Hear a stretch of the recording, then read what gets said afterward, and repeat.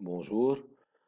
Dans cette nouvelle partie du programme qui s'intitule La reproduction chez l'homme, nous allons un peu faire l'introduction tout d'abord. Vous savez très bien, depuis les classes primaires et les classes précédentes, vous avez appris comment s'effectue la reproduction, que ce soit chez les animaux ou bien chez les plantes à fleurs. Il y a quelques points communs, pas mal de points communs entre la reproduction chez l'homme que nous allons voir et la reproduction chez les animaux, surtout chez les mammifères qui nous sont très semblables et auxquels groupe nous appartenons. Nous allons commencer par ce chapitre 1 qui est la puberté et la production des gamètes. Comme nous le faisions dans les différentes autres parties, nous étions en train de commencer par une introduction, un résumé des acquis et enfin les objectifs du chapitre. Une petite introduction: à partir de l'âge de puberté, l'enfant subit des transformations du corps et du comportement, nous allons les voir. Il devient adolescent puis adulte. L'adolescent, c'est-à-dire le pubère, est apte à se reproduire. بس نقول apte à يعني capable de. Apte à, c'est-à-dire capable de. L'âge de la puberté, nous allons le définir tout à l'heure dans la première activité. Nous allons passer aux acquis. Les acquis, le dimorphisme sexuel chez les animaux. Quand on parle de dimorphisme, c'est-à-dire qu'il y a une différence de forme dans l'appareil reproducteur chez le sexe mâle et le sexe femelle. Chez les animaux, il faut le savoir d'après les acquis. On sait aussi que l'émission et la rencontre des gamètes dans les milieux terrestres et aquatiques chez les animaux, elle peut s'effectuer de différentes manières, que ce soit chez les ovipares ou bien les vivipares ou bien les ovovivipares. La reproduction sexuée chez les plantes à fleurs et chez les animaux s'effectue évidemment suite à ce dimorphisme sexuel et suite à la rencontre des gamètes, comme nous l'avons vu dans la phrase précédente.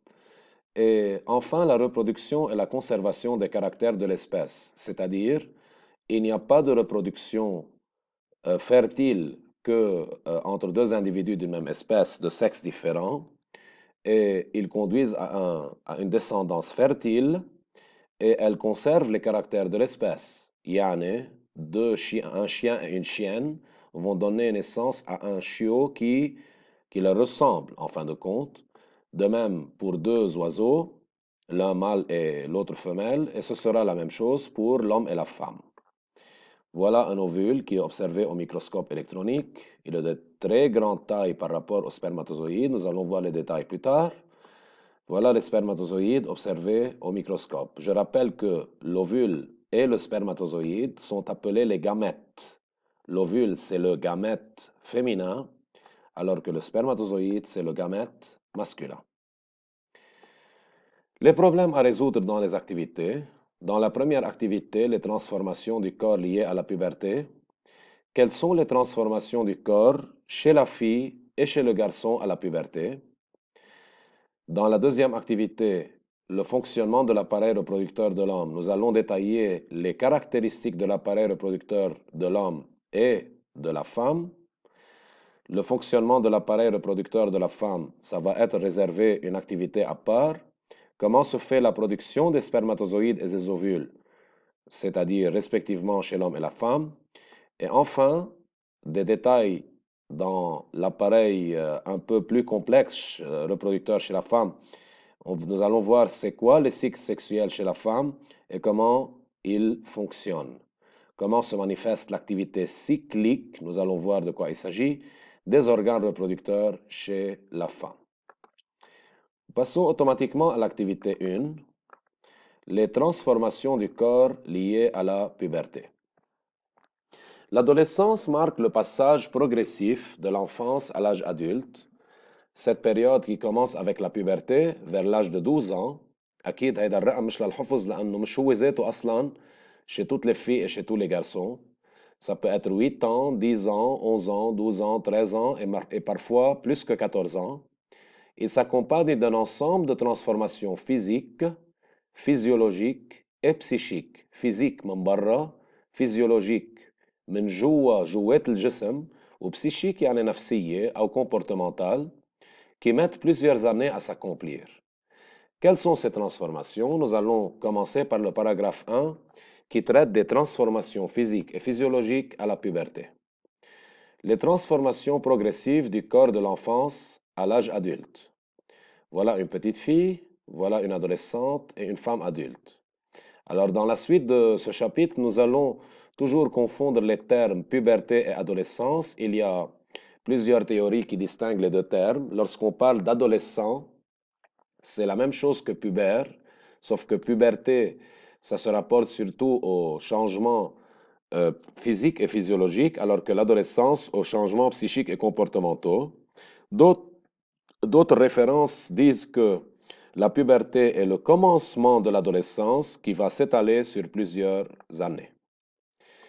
Alors, comme vous le voyez, d'après les photos, il y a plusieurs changements, pas mal de changements qui apparaissent chez la petite fille lorsqu'elle devient adolescente, surtout l'apparition de ses poils au niveau du pubis, vous les voyez, et au niveau des aisselles, l'augmentation de la taille des seins, sadr, et la femme adulte va faire apparaître une augmentation de ces différents paramètres de plus en plus. Chez l'homme aussi, nous allons voir que le petit garçon, en devenant adolescent, il va présenter une augmentation de sa pilosité, yani les poils vont se multiplier au niveau de tout le corps, surtout au niveau du pubis, au niveau des aisselles et au niveau de la barbe. Il y a élargissement des épaules, comme vous le remarquez. Il y a augmentation de la taille du pénis, des testicules, et cela va se poursuivre évidemment chez l'homme adulte. Les différents changements qui ont lieu au niveau de la puberté, nous les caractérisons surtout par le terme, par l'expression caractère sexuel secondaire. ليش caractère sexuel secondaire؟ لأنه بس نقول caractère sexuel primaire بنكون نقصد uniquement les organes reproducteurs. Comme la phrase ici le montre, dès la naissance et pendant toute l'enfance, un garçon et une fille se distinguent par leur caractère sexuel primaire, c'est-à-dire leurs organes reproducteurs, les testicules et le pénis chez le garçon, et les ovaires, l'utérus et la vulve chez la fille. يعني بنقدر نعرف من برا انه c'est un garçon ou bien c'est une fille. اللي بيميزهم هن les organes reproducteurs uniquement. Les organes reproducteurs qui distinguent la fille d'un garçon, même si elles sont à l'état d'enfance, même s'ils sont des nouveau-nés, on peut les distinguer, ça s'appelle les caractères sexuels primaires. Alors que caractère sexuel secondaire, c'est tout ce qui est ici, et c'est uniquement des manifestations qui deviennent visibles uniquement à la puberté. Chez les garçons, il y a l'acné, l'acné c'est-à-dire l'apparition de boutons sur le visage, et ce n'est pas la même chose pour tout le monde, ni au même âge. La mue de la voix, يعني بيصير في une voix de garçon, une voix d'homme, et ce n'est pas la même chose pour tout le monde, et ce n'est pas la même chose pour les différents âges. مثل ما عم نقول هول ce sont en moyenne des manifestations qui ont lieu en général et en moyenne chez la plupart des garçons. ومثل ما حكينا قبل, nous n'allons pas nous réserver à nous n'allons pas insister sur les âges parce que les âges ne sont pas les mêmes pour tous les garçons et pour toutes les filles tout à l'heure. La poussée de croissance, بيصير في une augmentation de la taille, l'apparition des poils au niveau du pubis, يعني au niveau du bassin, là, chez la fille et chez le garçon. Les premières éjaculations, alors le garçon va commencer à voir qu'il y a des éjaculations qui ont lieu au niveau de son pénis, et ces éjaculations sont surtout les premières marques de la puberté chez le garçon, et ces éjaculations vont apparaître chez le garçon comme étant des éjaculations de sperme. Nous allons voir tout à l'heure que le sperme, c'est le liquide qui contient les spermatozoïdes, ou bien les gamètes masculins. Enfin, une augmentation du volume des testicules et de la taille du pénis, comme on l'a remarqué dans les photos. Bien. Par contre, chez les filles, Akid, vous allez remarquer qu'il y a des manifestations communes. Il y a l'acné qui est commune aux garçons, la poussée de croissance aussi, برجع بعيد مش لكل الفي ولا لكل الجرسون ولا كلهم بمmême âge. L'élargissement des hanches, on dit que ça rend plutôt la croissance des muscles ou l'élargissement des épaules, alors que là, il y a élargissement des hanches. L'apparition des poils du pubis, c'est commun avec les garçons. Les premières règles, nous allons voir en détail, ça signifie quoi les règles? Normalement, les règles, c'est un écoulement de sang au niveau de la vulve à partir du vagin et qui marque le début de la puberté chez les filles. Nous allons voir ça en détail plus tard. Et enfin, la croissance des seins. Et cela est déjà visible sur les photos. Voilà donc, on a des appareils, on a l'apparition de caractères sexuels secondaires qui peuvent être communs aux filles et aux garçons, et certains qui peuvent être propres aux garçons ou bien propres aux filles.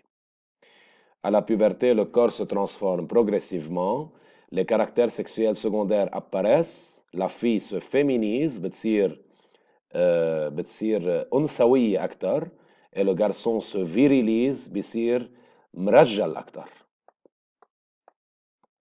Akid apparaît à partir de ces caractères sexuels secondaires.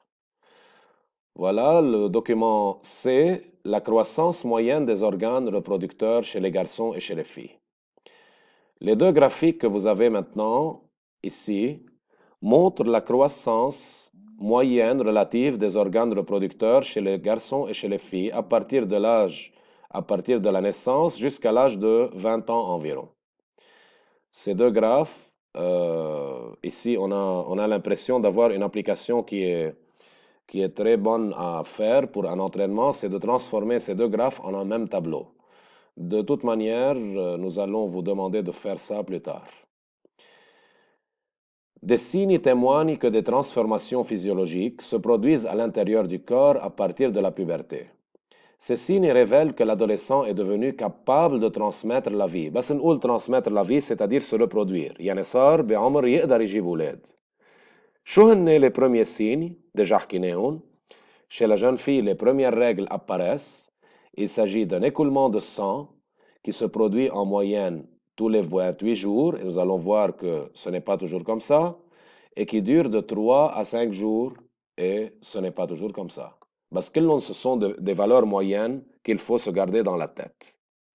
Chez le jeune homme, les premières éjaculations se produisent, ce sont des émissions de sperme, qui est un liquide blanchâtre, par l'extrémité du pénis. Le détail du sperme, nous allons le voir dans l'activité suivante. Les manifestations visibles de la fonctionnalité des organes étaient le sujet de ce paragraphe.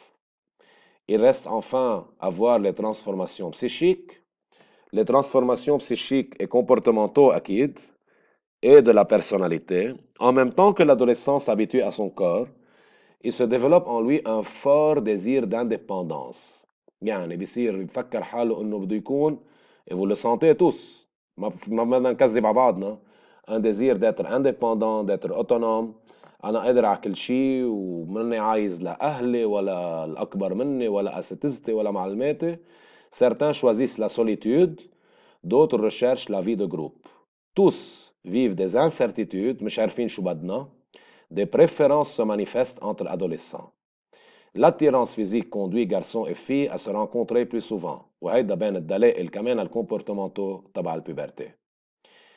Voilà, donc dans cette première activité, c'est déjà une vue d'ensemble avec des remarques bien précises, le lexique évidemment à connaître. Vous allez essayer de répondre aux différentes questions 1 à 8 jusqu'à la prochaine vidéo où nous allons les travailler ensemble. D'ici là, prenez soin de vous-même.